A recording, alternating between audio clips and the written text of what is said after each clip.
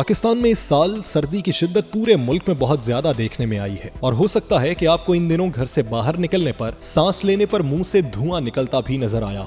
मगर क्या आपने कभी सोचा कि ऐसा क्यों होता है? यानी शदीद ठंड में हमारी सांस अचानक हमें नजर क्यों आने लगती है और इसकी वजह क्या है? दर हकीकत इसकी वजह बहुत दिलचस्प है और जरा गौर करें तो आप खुद भी समझ सकते हैं। नाज़रीन, आप देख रहे हैं नुक्ता, जिसके साथ मैं हूं यासिर रशीद चौधरी।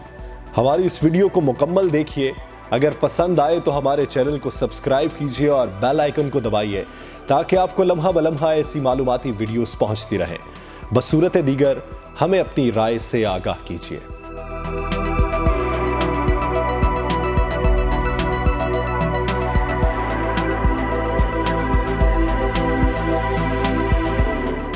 अगर गौर नहीं करना चाहते तो इस बात से तो वाकिफ होंगे कि इंसानी जिस्म का 60% पानी पर मुश्तमिल है। पानी की इतनी मिकदार का मतलब है कि जब हम सांस खारिज करते हैं तो सिर्फ कार्बन डाइऑक्साइड नहीं बल्कि मखसूस मिकदार में पानी के बुखारात का इखराज भी होता है। पानी के मॉलिक्यूल्स को गैसनुमा शक्ल में रहने के लिए बहुत ज्यादा तवानाई की जरूरत होती है। जब गर्म पानी के बुखारात वाले मॉलिक्यूल्स फेफड़ों से बनकर जिस्म से बाहर सर्द हवा में जाते हैं तो वो कसीफ होकर सयाल पानी और बर्फ के नन्हे कतरों की शक्ल इख्तियार कर लेते हैं। दर हकीकत यही वो तरीकाकार है जिससे बादल बनते हैं। मगर सिर्फ दर्जा हरारत नहीं बल्कि नमी भी इस बात का तायुन करती है कि आप भाप की शक्ल में अपनी सांस को देख सकें।